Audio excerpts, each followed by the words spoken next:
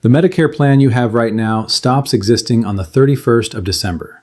Not yours specifically, all of them. Every Medicare Advantage plan and every prescription drug plan in this country is a one-year contract, and every one of them expires on the same night. What arrives on the 1st of January has the same name on it, usually the same card, in the same envelope, from the same company. Very often the same premium. Underneath, it can be a different plan entirely. And here is the thing I want you carrying through the whole of this video, because it explains every single change coming, and almost nobody has said it out loud. The law caps what they can charge you. It does not cap what they can change about what you get. There is a federal limit on how fast the underlying premium can rise, 6% a year, and it holds through the end of the decade. So the number on the front of the envelope, the one you look at, is legally restrained. Nothing else is. The network is not capped. Whether you need a referral is not capped. Which tier your medication sits in is not capped. What a night in hospital costs you is not capped. What you pay to see a specialist is not capped. Whether the plan operates in your county at all is not capped. So when a company is under cost pressure and it cannot move the price, it moves everything else. The price is protected. The product is not, which produces the single most expensive mistake people make every autumn, and I want to name it now so it lands. Comparing plans on the monthly premium is, this year more than any year I can remember, the most misleading possible way to choose. Because the premium is the one number somebody is holding still. Four things are moving. The subsidy that has been quietly holding drug plan prices down is ending. Networks are narrowing, and some plans are disappearing from entire counties. What you pay at the point of care is being adjusted in places the cap does not reach. And there is one letter arriving in your post in the next few weeks that tells you exactly which of those is happening to you. My name is Kevin. I read the boring documents so you do not have to sit with them, and every week I bring one here in plain English with the specific thing to actually do. If that is useful, subscribe and turn the bell on, because the letter I just mentioned is the most important piece of post you will receive all year, and most people throw it away without opening it. So, the first change, and it is the one making the news. There has been a subsidy propping up standalone prescription drug plan premiums, and it is ending. Here is the background, because it makes sense of everything else. A few years ago, federal law changed how Medicare drug coverage works, and the changes were genuinely good for people. Insulin, capped at $35 a month. A hard ceiling on what you pay out of pocket in a year, which this year is $2,100. Vaccines at no cost. Real improvements, and I will defend every one of them. But those improvements shifted a great deal of cost from the government onto the insurance companies running the plans. And the companies responded the way companies do, by pricing that cost into their bids. So the previous administration created a temporary program to absorb some of it and keep premiums from spiking. It reduced the base premium and capped how much any single plan could raise its price year over year. It worked. It cut the average standalone drug plan premium by about $26 in the first year and about $16 in the second. It is now finished. The announcement came at the end of July. It ends when this year ends, and next year the market operates without it. And the numbers released alongside that announcement are worth hearing precisely because they are not what most coverage is reporting. The national average bid amount for next year is about $296, which is roughly a 24% increase over this year. The national base premium, which is the figure every individual plan price is calculated from, goes to $41.33, up from $38.99. Now look at that second number carefully, because it is the whole thesis of this video sitting in one line. $41.33 is exactly 6% above $38.99. Exactly, not approximately. That is the statutory maximum increase permitted by law. The cost underneath rose 24%. The number you are allowed to be charged rose 6% because 6% is the ceiling. That gap does not vanish. It has to come out somewhere, and it comes out of everything the ceiling does not cover. And I want to sit on that for a second because it is the mechanism behind everything else in this video, and it is worth having in plain language. Imagine a shop told it may not raise the price on the sign. It still has to cover its costs. So the loaf gets smaller. The good bread moves behind the counter. The delivery that used to be included now costs extra. The sign still says the same number, and everybody walking past sees a price that has not changed. Nobody has broken any rule. The rule was about the sign. That is precisely what a price cap without a product standard produces, and it is not unique to Medicare. What is unique to Medicare is that the product is your access to a doctor, and the shelf you cannot see is a tier list in a document nobody reads. Idella is 77, and she has been on the same standalone drug plan for 6 years, and every autumn she does the same thing, which is check the premium and stop. That is not laziness. That is the only number anybody ever told her to look at. It is on the front page of everything. It is what the advertisements shout, and for 6 years it has been an adequate way to decide. Last year, the premium was almost identical to the year before. She renewed without a second thought. In March, her doctor changed one of her prescriptions to a different medication in the same family, and the cost went from something manageable to something that made her sit down. The drug had moved to a different tier. The plan had not raised her premium by $1. She did nothing wrong. She checked the number she had been taught to check, and the change had been made somewhere she had never been told to look. That gap, between the number people watch and the number that actually costs them, is exactly why the quiet rules exists. Not clever strategy. Plainly written, in large type, the 4 places to actually look and the words to use when you ring them, so an envelope on the kitchen table becomes 20 minutes in October instead of a bad morning at a pharmacy counter in March. Doing it beforehand is dull and it costs you nothing. Finding out afterward is a year you cannot change, because the window has closed. It is at kevinexplains.shop. The link is in the description below and in the pinned comment at the top. And if you are watching this on your television, there is a code on the screen you can point your phone camera at. 7-day guarantee, always, no argument. If it does not put something in your hands you did not already have, send it back. Now, what will this actually do to prices? And I am going to give you the real range rather than a scary headline, because the honest answer has genuine uncertainty in it. The administration's own figures, given to the press, are that around 75% of standalone drug plan enrollees will see a premium increase next year. Roughly 30% of those will be under $10 a month. Roughly 45% are expected to land largely in the $11 to $20 a month range. And about a quarter of enrollees may see no increase at all, or even a decrease. So it is not a catastrophe, and it is not nothing. For most people, it is somewhere between $120 and $240 over a year, which for a household on a fixed income is a real number and not an abstraction.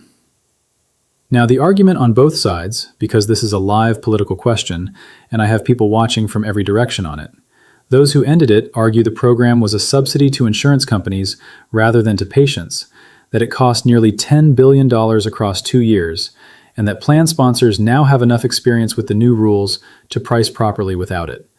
There is a serious version of that case, and analysts who support it point out that the subsidy was masking a real cost rather than eliminating one. Those who object point out that 75% of enrollees seeing an increase is a great many people, that standalone drug plans are disproportionately used by people who chose original Medicare with a supplement rather than an Advantage plan, and that no equivalent action has been taken on payments flowing to Medicare Advantage plans.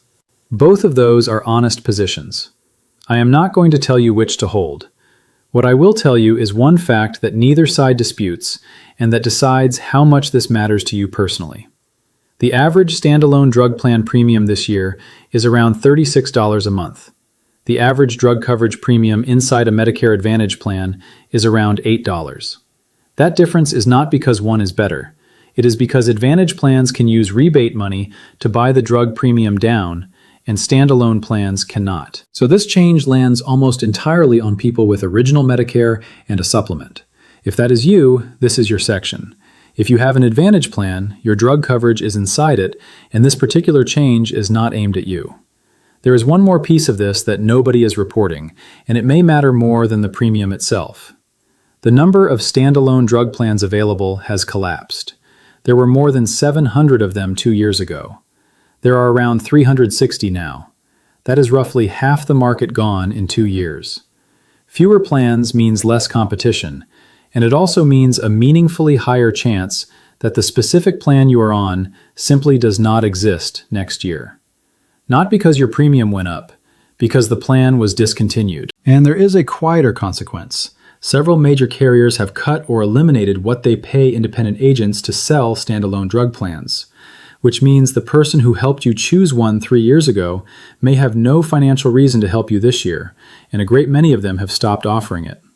So the help that used to arrive without you asking is thinning at precisely the moment the decision is getting harder.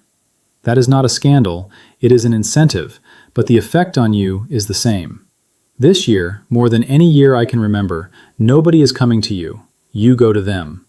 Which brings me to the second change, and this one is aimed at exactly the people the first one is not. The networks are narrowing. Here is the mechanism, and it is not complicated. A Medicare Advantage plan saves money by limiting where you can go. A preferred provider organization, a PPO, lets you see doctors outside the network at a higher cost. A health maintenance organization, an HMO, generally does not and typically requires you to pick a primary doctor and get a referral before seeing a specialist. PPOs cost the insurer more, so when the money gets tighter, PPOs are what gets converted. This is already happening and it is visible. In some markets, PPOs have pulled out almost entirely, and people who could previously ring a specialist directly now have to see their own doctor first and obtain a referral before anybody will see them. That is not a small inconvenience for somebody managing 3 conditions with 3 specialists. That is an extra appointment, an extra wait, and an extra opportunity for something to be delayed. And there is a specific version of this that catches people who thought they were safe. So let me name it. A plan can keep the same name, the same premium, and the same letters after it, and still remove hospitals and practices from its network. Network changes do not require the plan to change type. So somebody who checks whether they still have a PPO, sees that they do, and concludes nothing has happened, can still lose their surgeon. There is also mid-year movement. A practice or a hospital system can leave a plan's network in the middle of a plan year after a contract negotiation fails. You are generally notified, and there are protections if you are in an active course of treatment, but it means the network you selected in October is not guaranteed for 12 months. So the useful habit is not an annual check. It is ringing the practice, not the plan, and asking one question. Are you in network with this plan for next year? The practice knows before the directory does, every single time. And a step beyond narrowing is leaving altogether. The rate increase set for Advantage plans next year is about 2.5%, which is more than was originally proposed, but less than many analysts said plans needed to keep current benefit packages intact. When the arithmetic stops working in a particular county, an insurer has 2 options: cut the benefits or leave. Both are happening. One major carrier has confirmed it is exiting plans covering roughly 600,000 people next year, about 8% of its Advantage membership, and most of the affected plans carry lower quality star ratings. The same company left 194 counties the previous year. Another regional insurer is exiting most of its Advantage plans entirely, affecting about 30,000 people. Now, if that happens to you, there is a protection, and you need to know it exists. If your plan stops operating in your county, you are legally entitled to a special enrollment period. That means you can choose new coverage outside the normal window, and you cannot simply be left with nothing. The notice is required to be sent to you. The danger is not being stranded. The danger is being defaulted into whatever the company moves you to without you ever comparing it against anything. Verlon is 80, and he has seen the same cardiologist since 2009. The relationship is the entire point. That doctor knows his history without opening a file, knows what he responds to and what he does not, and has walked him through 2 frightening episodes. His plan changed structure this year. The premium moved by almost nothing. The network moved considerably. He did not find out at open enrollment because he did not read the letter, because the letter looked like the 20 other letters that company sends him. He found out in a waiting room when somebody at a desk told him kindly that he would need a referral now, and that in any case, that practice was no longer in his plan. He is not going to find another cardiologist who knows him like that in a year. Nobody at 80 is going to. That is what the guide is built to prevent. The plain list of what to check and when the window closes, in large print, so that a doctor you have trusted for 17 years is a decision you make in October rather than news you receive at a reception desk. And the cost of not having it is not measured in dollars for somebody like Verlon. Same place, kevinexplains.shop. The link is in the description and in the pinned comment, and the code is on your screen if you are watching this on the television.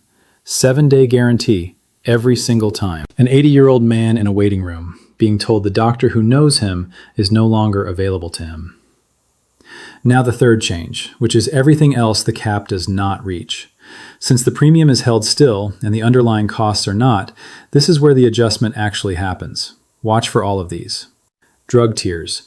A medication that sat in a generic tier can be moved to a higher one, and your cost changes substantially while nothing about the drug or the premium changes at all. That is what happened to Idella. Hospital day rates. What you pay per night as an inpatient is set by the plan and can move considerably from one year to the next. Specialist copays. The same visit, a different figure. Prior authorization lists.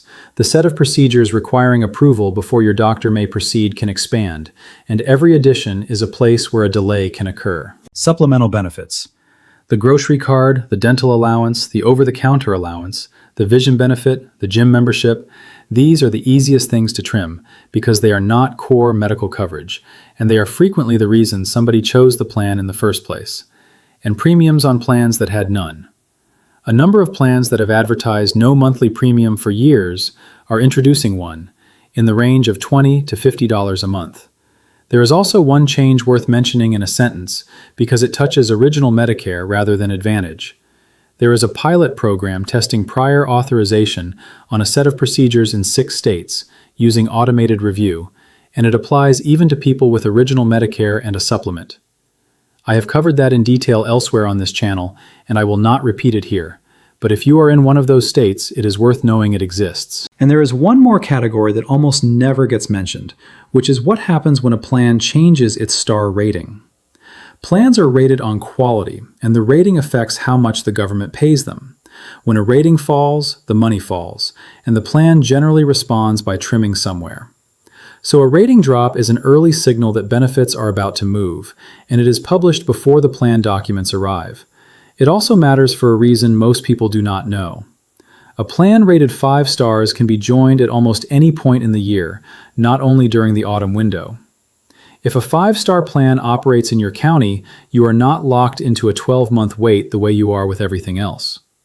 Very few people are aware of that, and it is the single most useful exception in the entire enrollment system. So when you are comparing, look at the star rating alongside everything else.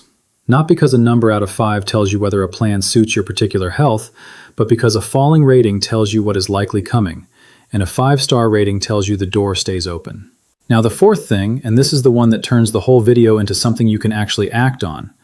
There is one letter, and it arrives by the end of September. It is called the Annual Notice of Change. Every Advantage plan and every drug plan is required to send it. It tells you precisely what is changing about your specific plan for next year. Not the market, yours. And it arrives looking exactly like every other envelope those companies send, which is the entire problem. Nothing on the outside says this one determines what a hospital night costs you. So when it comes, here is what to do. And it takes about 20 minutes. Skip the opening. The first pages are reassurance about continued service. Find the section listing changes, which is usually a table. Check 5 things and only 5. Every one of your medications, by name and by exact dosage, and which tier each one is in now. Bring the actual bottles. A plan can cover a drug at one strength and treat another strength completely differently. Every doctor you actually see, and whether they are still in network.